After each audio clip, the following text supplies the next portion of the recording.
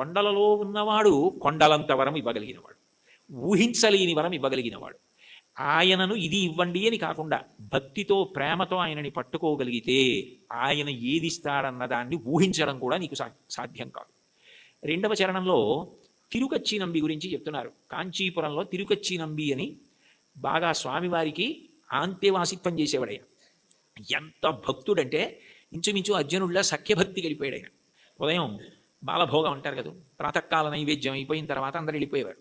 వరదరాజస్వామి కాంచీపురంలోనే ఉండబోయ్ అని తిరుకొచ్చి నంబిని కూర్చోబెట్టుకుని లౌకిక విషయాల దగ్గర మొదలుపెట్టేవారు. కాంచీపురంలో ఆ వీధిలో ఆ ఇంట్లో ఏం జరిగింది, ఇక్కడ ఏం జరిగింది, ఖాళీ ఉన్నప్పుడు మనం ఎలా మాట్లాడుకుంటామో అలా మాట్లాడుకోవడం మొదలుపెట్టి తర్వాత శాస్త్ర చర్చ, వేదాంత ప్రవచనం ఇవన్నీ చేస్తుండేవారు. ఇద్దరు మాట్లాడుకుంటూ ఉండేవారు.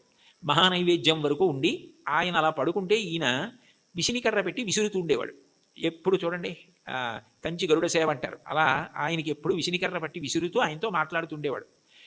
మహానైవేద్యం తర్వాత నేను కాసేపు విశ్రాంతి తీసుకుంటానంటే ఆయన పాపం ఇంటికి వెళ్ళిపోయేవాడు. తిరిగి వచ్చినప్పుడు వెళ్ళిపోయి భోజనం చేసి మళ్ళీ సాయంకాలం స్వామివారి ఆరాధన ప్రారంభానికి వచ్చి మళ్ళీ విసురుతూ ఉండేవాడు ఏకాంత సేవ వరకు.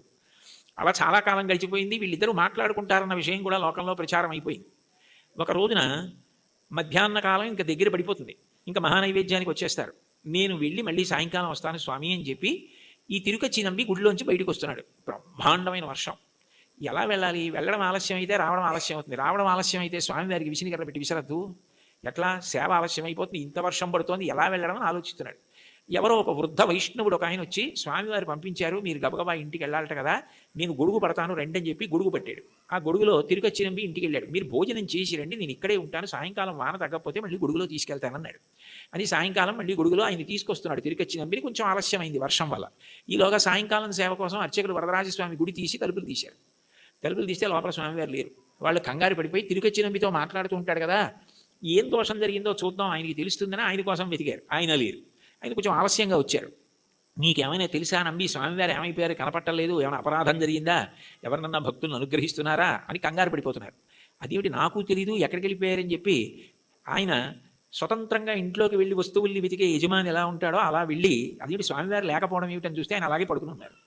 అయ్యో ఇక్కడే ఉన్నారు వరదరాజస్వామి వారు, మీరు వెతుకుతున్నారు ఏమిటన్నారు.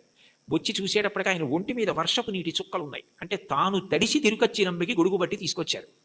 ఆ తిరుకచ్చి నంబి ఇంట్లో భోజనం చేసినంతసేపు వరదరాజస్వామి వారు బయట నించున్నారు.